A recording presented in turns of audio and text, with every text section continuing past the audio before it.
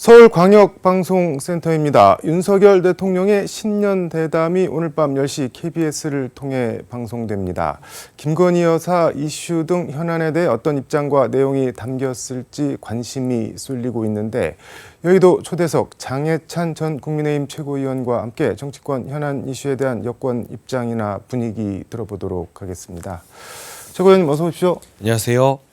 오늘 저녁 10시 윤석열 대통령 신년 대담 다큐 형식으로 만들었다고 하는데 신년 대담을 다큐 형식으로 약간 뭐 알 것 같기도 하고 약간 낯설기도 하고 그런데 혹시 뭐 형식이나 내용 같은 거 좀 들으신 게 있을까요? 그러니까 저도 구체적인 뭐 내용까지는 듣지 못했고요. 네. 다만 다큐 형식이라는 단어를 통해 추론해 봤을 때 네. 대통령의 업무하는 모습이나 일상까지도 좀 같이 담아낸 것은 아닌가. 그러니까 단순히 이렇게 1대1 인터뷰만 하고 끝나는 것이 아니라 네. 대통령의 어떤 이 여러 가지 대통령으로서의 일하는 모습, 또 일상의 모습 이런 부분도 좀 다 담아내서 국민들께 대통령이 어떤 자리이고 어떤 일을 하는지 보여드리는 것 아닐까 짐작 정도만 하고 있고 분명한 것은 네. 그냥 단순한 인터뷰가 아닌 대통령 윤석열 대통령에 대해서 굉장히 깊숙이 구석구석 알 수 있는 심층적인 어떤 취재나 인터뷰 대담이었지 않을까 하는 정도의 추측과 기대만 저도 가지고 있습니다. 그 말씀하신 거를 두고 뭐 야당이나 야권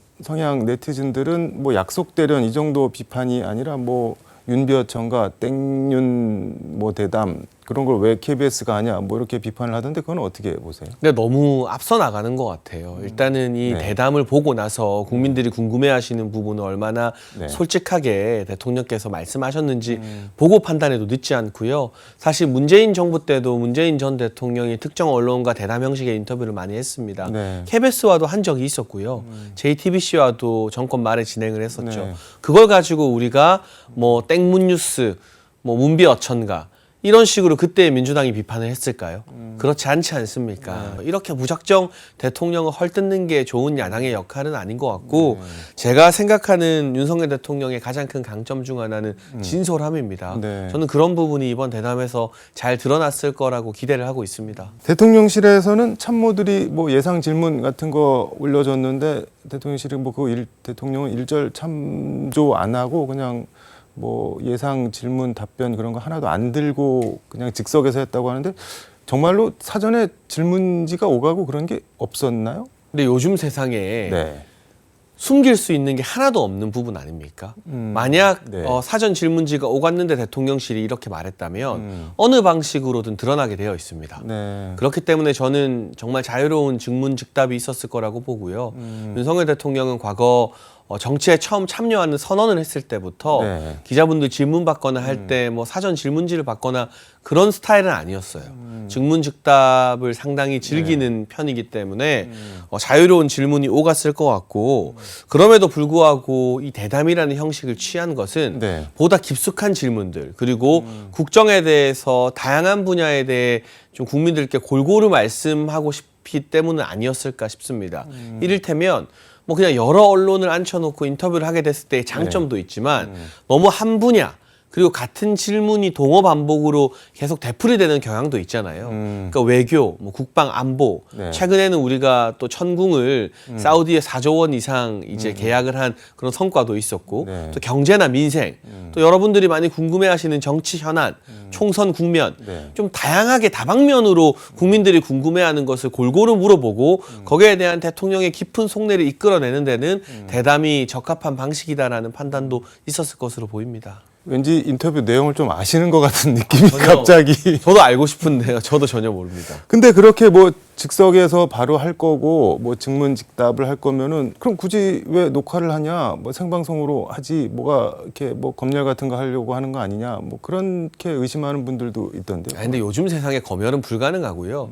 이게 다큐 형식이라고 한다면 네. 대통령의 일상이나 업무하는 모습까지도 편집으로 담아내서 국민들께 잘 전달하기 위함이지 이걸 뭐 사후에 뭐 불리한 질문을 덜어내고 이런 방식 자체가 이제는 불가능한 시대를 우리가 살고 있다는 말씀을 드리고 싶고 네. 아까 말씀드렸습니다만 여러 형태의 기자회견이나 뭐 생방에도 장점이 있고 네. 기자회견에도 장점이 있고 이런 1대1 대담에도 장점이 있지만 제가 봤을 때 이번에 이 대담을 선택한 것은 좀 깊이 있는 이야기를 하고 싶어서가 아니었을까. 그러니까 피상적인 질문과 답변이 아니라 한 현안에 대해서 대통령의 생각이나 내공을 깊이 들여다볼 수 있는 형태를 취하기 위해 이런 대담을 선택했을 것이다라고 보고 있습니다. 네. 윤석열 대통령의 내공이 잘 드러났을 거다, 발휘됐을 거다 그렇게 보시죠? 저는 그 진솔함과 이 국정 현안에 대한 깊이 있는 생각이 잘 드러났을 거라고 기대하고 있는데요. 오늘 밤 또 많은 국민들이 지켜보시지 않겠습니까? 다 같이 보시고 나서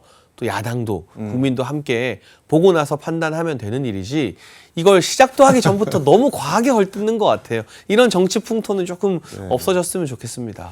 사람들이 제일 관심 있어하는 게 김건희 여사 이슈 관련해서 뭐 어떤 입장을 밝히셨을까 그게 제일 궁금해할 것 같은데 뭐 사과에 초점이 맞춰져 있을까 아니면은 뭐 피해자다 정치 공작에 뭐 그런 인식을 보이셨을까 뭐 이렇게 궁금해할 텐데 개인적으로 어떤 정도 스탠스를 보이는 게 국민 눈높이에 가장 적절하다고 보시나요? 만약 야당이 주장하는 것처럼 이게 사전 검열이고 약속 대련이면 상당히 불편할 수 있고 민감한 질문을 굳이 안 받아도 됐겠죠. 네. 하지만 질문이 나왔다는 것 자체 그리고 여기에 대해서 대통령의 어떤 진솔한 답변이 있다는 것 자체가 중요한 부분 아닐까. 어떤 식으로 국민들께 설명하는지는 저희가 지켜보면 될 일이고 이 질문에 대한 대통령의 답이 있다는 걸 전제로 하면 그 자체로 굉장히 의미 있는 부분이라고 보고 있습니다. 알겠습니다. 이거는 뭐 말씀하신 대로 오늘 저녁 10시에 방송을 보도록 하고 그런데 민주당 공천에서 지금 윤석열 대통령 이름이 자꾸만 언급이 되는데 그 임혁백 공천관리위원장 본의 아니게 윤석열 검찰 정권 탄생의 원인을 제공하신 분들 책임 있는 자세를 보여주시길 바란다 뭐 이런 말을 했고 정성호 의원은 문재인 정부에서 가장 책임 있는 역할을 했던 분들이 책임을 져야 되는 거 아니냐 뭐 이런 의견이 있다. 이거는 임종석, 노영민 등 이렇게 뭐 친문 핵심 인사들을 거론하는 것 같은데 근데 이게 국민의힘 입장에서 보면 전제는 윤석열 대통령이나 윤석열 정권이 저 하자랑 문제가 큰데 저 정권을 만들어낸 사람들이 뭐에 또 나오려고 하냐 뭐 이러면은 좀 기분이 나쁘실 것 같기도 한데 일단 두 가지 점을 지적하고 싶습니다. 네. 우선은 윤석열 정부의 지금의 행보에 대해서 국민들이 평가하시는 거 저희가 무겁게 받아들여야 되지만 네. 오죽 못했으면 5년 만에 정권 교체를 당했을까? 왜 국민들께서 네. 대통령 직선제, 민주화가 도입된 이후 최초로 네. 5년 만에 정권 교체를 하게 만들었는가? 여기에 대한 민주당의 통렬한 반성이 필요해요. 그 반성이 아직까지 정권 교체 이후에도 한 번도 수반되지 않은 것 같거든요. 그래서 윤석열 정부 비판 이전에 네. 윤석열 정부가 탄생할 수밖에 없었던 문재인 정부, 민주당 정부의 수많은 과오들, 부동산 폭등부터 네. 뭐 서해 공무원 피격 사건의 진실을 은폐하려고 한 북한에게 지나치게 굴종적으로 굴었던 모습 등등까지 이런 부분을 돌아보는 게 먼저라는 말씀을 드리고 두 번째로는 네. 이게 결국 친문 학살의 징조 아니겠습니까? 이럴 거면 이재명 대표가 양산 가서 문재인 전 대통령은 최근에 왜 만나고 왔는지 모르겠어요. 앞에서는 문재인 전 대통령과 식사하면서 웃고 통합하자고 하고 네. 뒤에서는 사실상 이재명 대표의 의중대로 움직이는 공관위원장이 친문 실세를 책임져라. 이건 문재인 전 대통령에게 책임을 묻겠다는 말이잖아요. 그게 틀렸다 맞다가 아니라 결국 앞과 뒤가 다르다는 거죠. 이재명 대표에게 철저하게 충성하는 친명들로 네. 이재명의 민주당을 만들겠다는 노골적인 의도가 보이는 메시지이기 때문에 제가 봤을 때 공천을 두고 네. 국민의힘 내부보다는 민주당에서 친문과 친명의 갈등 등이 앞으로 훨씬 더 심화되지 않을까 싶습니다. 일단 임종석 전 비서실장은 윤석열 검사에 대한 기대감이 민주당 전반에 있었다. 모두가 속은 거다. 뭐 이렇게 뭐 내 잘못이 아니다. 우리 잘못이 아니다. 뭐 그렇게 얘기를 하던데 그건 어떻게 보세요? 그러면? 그러니까 속은 건 네. 윤석열 대통령에게 민주당이 속은 것이 아니라 문재인 전 대통령과 조국 전 장관에게 국민들이 속은 거죠. 그 무슨 말씀인가요? 그러니까 예를 들면 문재인 전 대통령이 뭐 공정한 이미지를 내세웠지만 네. 그리고 살아있는 권력까지 수사하라고 하면서 윤석열 대통령을 검찰총장으로 임명하지 않았습니까? 네. 그래서 시키는 대로 살아있는 권력 수사했더니 그렇게 괴롭힐 줄 누가 알았습니까? 국민이 속은 거죠. 조국 전 장관 뭐 강남 좌파다 뭐다 했지만 네. 처음 등장했을 때는 신선하고 참신한 이미지가 있었습니다. 네. 세상을 향해서 항상 바른 말 쓴소리 많이 했죠. 네. 트위터나 이런 걸 보면 쭉. 그런데 알고 보니 이 자녀의 입시 비리부터 해서 온갖 정말 일국의 장관이라고는 믿기 싫을 정도의 정말 치졸하고 잡다한 혐의들이 다 밝혀지고 법원에서 유죄로 다 인정되지 않았습니까? 누가 속았습니까? 국민이 속은 것이고 속인 대상은 문재인 전 대통령과 조국 전 장관인 거죠.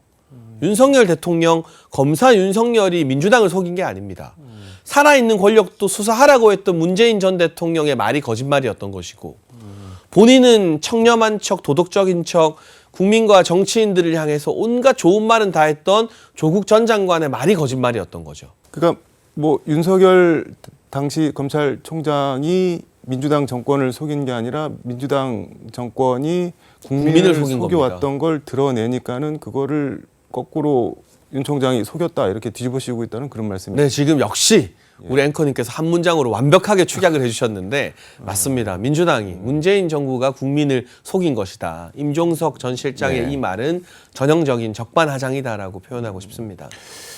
근데 뭐 임종석 실장 이런 불출마 압박 이걸 갖다가 이제 뭐 어쨌든 임종석 전 실장이 잠재적 대권 주자로 거론이 되는데 총선에서 뭐 이겨서 민주당 들어오면은 친문 새로운 확실한 구심점이 돼갖고 이른바 플랜 B가 되는 거 아니냐 뭐 이래서 약간 저 친명 쪽에서 아예 우리가 조금 욕을 먹더라도 그냥 공천 주지 말자 뭐 이렇게 생각 의심하는 사람들도 있는데 그건 어떻게 보세요? 저는 뭐 제가 요즘 지역구 출마를 했으니까 동네 구석구석 다니고 있잖아요. 네.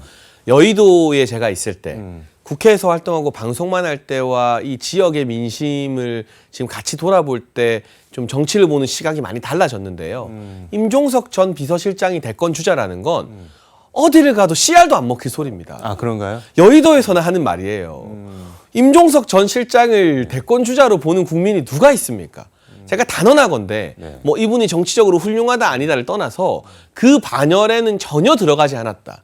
정말 그건 여의도 문법인 것이고 이분이 살아오든 아니든 대권 주자로 네. 거론되는 것 자체가 일반 이 저작거리 민심에는 씨알도 안 먹히는 소리다라고 말씀을 드리고 싶고 그럼에도 불구하고 이 친명계에서 친문계를 이참에 완전히 힘을 빼겠다. 힘을 죽여놓겠다라는 의도는 대권에 대한 견제라기보다는 이재명 대표 사법 리스크 때문인 것 같습니다.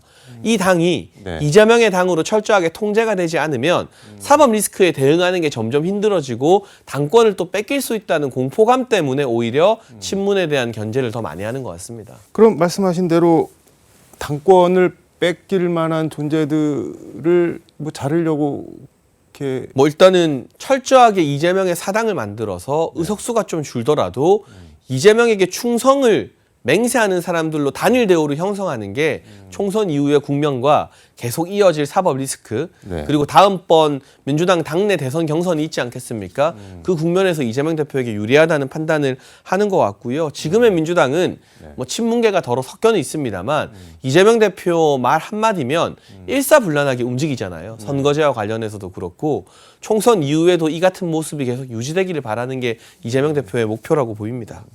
선거제 말씀을 해주셨는데 민주당이 어제 의총 열고 이재명 대표가 밝힌 준연동형 비례제 유지 이거 뭐 만장일치로 추인을 했다고 하는데 뭐 민주당에서는 한동훈 위원장이 허를 찔렸다, 뭐 당황했다, 뭐 이런 평가도 나오는데 어떻게 보세요? 그러니까 워낙 비상식적이고 몰상식한 일을 해놓고 허를 찔렸다고 말하면 이게 앞뒤가 안 맞는 거죠. 예를 들면 지하철역에서 누가 갑자기 취객이 막 만취해서 난동을 부리는데 우리가 그런 걸 예상 못 하잖아요. 그걸 보면 다 당황하죠.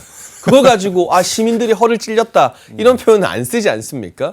그러니까 취객의 갑작스러운 난동 같은 결정을 가지고 국민의힘이 허를 찔렀다고 말하는 건 언어 도단인 것 같고요. 사실 실무적으로 저희가 별로 당황할 일은 없습니다. 다만 네. 국민들이 또 당황스러우실 것 같아요.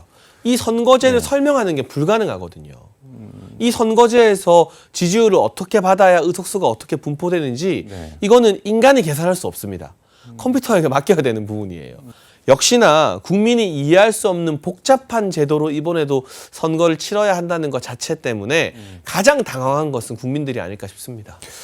근데 어쨌든 준연동형 비례정당을 처음 도입했던 취지가 있을 테고 그 이재명 대표나 민주당은 준연동형제를 유지하겠다고 여러 차례 공약을 했는데 그 공약을 지키겠다는 거를 취객 난동에 비유하는 거는 조금 뭐 과한 거 아닌가라는 생각이 근데 드는데. 이 예. 준연동형제 자체가 과연 국민들에게 박수를 받는 제도인가? 이 제도를 통해서 비례대표로 국회에 입성한 인물들의 면면을 보면 뭐 의원직 상실된 최강욱 의원부터 네. 가짜뉴스 제조기 김의겸 의원, 위안부 할머니들 사건으로 유죄를 지금 현재까지는 판정받은 윤미향 의원 등등 너무나 함량 미달의 인물들이 연동형 비례제를 통해서 국회에 입성했기 때문에 비례대표제나 연동형제를 바라보는 국민의 민심이 싸늘하다는 건 익히 입증된 사실인 것 같고요. 정말 공약을 지킬 거면 민주당은 그러면 이 소위 말하는 위성정당 안 만들어야죠. 빠져야죠. 근데 결국에는 다른 뭐 예전 기본소득당이나 뭐 진보 좌파 세력 시민단체들이나 연합해서 비례정당을 만들겠다는 것 자체가 본인들의 약속을 손바닥 뒤집듯 뒤집어서 위성정당 한다는 것이니까 이거는 공약을 지킨 거라고는 볼 수 없죠. 근데 이재명 대표 말은 상대가 칼 들고 덤비는데 우리가 뭐 맨손으로 어떻게 싸우냐, 방패라도 들어야 되는 거 아니냐, 뭐 그렇게 얘기를 하던데. 그러니까 그럴 거면 깔끔하게 병립형으로 가면 되죠. 이게 무슨 차이가 있는지 잘 모르겠어요. 솔직히 말하면 이게 진짜 뭐 하자는 일인지 잘 모르겠습니다. 본인들이 검투장을 만들어 놓고 칼이니 방패니 하는 것 자체가 좀 무의미한 말장난인 것 같고요. 검투장이 싫으면 다시 원래대로 글러브 끼고 싸우는 권투 경기장을 만들면 됩니다. 그런데 이걸 온갖 정당이 난립하는 검투장으로 만든 장본인이 민주당과 다른 군소 진보 정당들 아닙니까? 온갖 다른 군소 정당들 들어오게 만들자는 취지가 원래 연동형 취지 아니었나요? 근데 그랬으면 민주당은 위성 정당을 안 만들었어야죠. 그러니까 서로 자기가 행동에 모순이 된다는 거죠. 그렇죠. 그리고 그렇게 들어온 진보 네. 국회의원들, 비례대표 국회의원들이 만약 의정활동을 잘했으면 이 제도에 대해서도 조금 달리 보는 시각이 있었을 텐데 제가 아까 막 언급하지 않았습니까? 용해인 의원 4년 동안 기억나는 거 김포공항 귀빈실 이용한 거밖에 없어요. 이런 분들이 이 준연동형 비례제, 군소정당 대표목으로 들어와서 4년 동안 대체 뭘 했지? 싶은 마음이 있기 때문에 국민들이 이 제도를 싸늘하게 바라보는 게 아닐까 싶습니다. 시간이 거의 다 됐긴 했는데 이거 하나 간단히 좀 물어보도록 하겠습니다. 한동훈 위원장이 서울 동대문구 경동시장에 있는 스타벅스 들어가서 뭐 이런 데는 서민들이 오는 그런 곳은 아니죠라고 해서 뭐 서민 비하 논란이 야권에서 제기가 되고 있는데 그 뭐 서민들은 뭐 시장 바닥에서 오뎅 국물이나 먹어야지 뭐 이렇게 막 비아냥대는. 아유. 근데 그 보니까 페이스북에 이거는 김어준이나 하는 짓이다라고 세게 비판을 하셨던데 이거 뭐 무슨 뜻으로 하신 말씀이에요? 그러니까 이게 너무 지엽적인 꼬투리 잡기에 혈안이 되어 있는 것 같아요. 예를 들면 한동훈 비대위원장이 이 해당 카페를 칭찬하면서 언급한 건데 전통시장과 상생의 노력으로 여기서 뭐 커피를 마시고 물품을 구매할 때 300원씩 기여금으로 적립되는 이런 대기업과 또 전통시장, 재래시장의 상생 모델을 언급한 거잖아요. 그럼 이 모델의 장점과 단점에 대해서 적극적으로 토론했으면 좋겠거든요. 그럼에도 불구하고 이게 과연 정치 뉴스를 막 뒤덮을 일인가요? 우리나라의 기라성 같은 언론들이 중요하게 이걸 포털 메인에 띄울 일인가요? 그게 아니라는 말씀을 드리는 것이고 이런 해프닝은 그냥 가십으로 유튜브 매체 같은 데서 소비되고 지나갈 일이지 좀 그런 격 있는 모습을 언론에게 기대하는 게 저만은 아닐 겁니다. 많은 국민들이 비슷한 생각을 하실 거라고 생각합니다. 뭐 달을 가리키는데 손가락 보고 뭐 9번네 어쨌네 막 그렇게 막 욕을 한다는 말씀인 거네요. 손가락도 아니고 손톱 끄트머리를 보고 난리를 치는 것 같습니다. 한동훈 비대위원장이 오늘 관훈클럽 초청 토론회에서 민주당 이재명 대표가 뭐 검사 독재 청산 뭐 이런 거 주장한 거에 대해서 검사 독재가 있다면 지금 이재명 대표 감옥에 가 있을 것이다. 검사 사칭한 분이 저런 얘기하는 게 뭐 코미디긴 한 것 같다. 이렇게 엄청 세게 쏘아붙였는데 정치적 감각이 있는 거죠. 그리고 말 그대로 검사 독재라면 검사들이 기소하거나 구속영장 청구한 게 그대로 인용이 된다면 이재명 대표 지금 당연히 구속되어 있겠죠. 그럼에도 불구하고 검사 독재 운운하는 게 어불성설이라는 점을 지적한 것이고 정치인에게 있어서 지나온 살아온 삶은 뗄래야 뗄 수 없는 것입니다. 이재명 대표 지금 여러 혐의가 있습니다만 과거에도 4개의 전과가 있습니다. 그중에 검사 사칭 전과가 있는데요. 그런 부분이나 음주운전 전과 같은 경우는 평생 정치하는 동안 꼬리표가 될 수밖에 없기 때문에 그 부분을 또 지적한 거라고 봐야겠죠. 알겠습니다. 오늘 말씀은 여기까지 듣도록 하겠습니다. 고맙습니다. 지금까지 서울광역방송센터에서 장혜찬 전 국민의힘 최고위원과 함께 전해드렸습니다.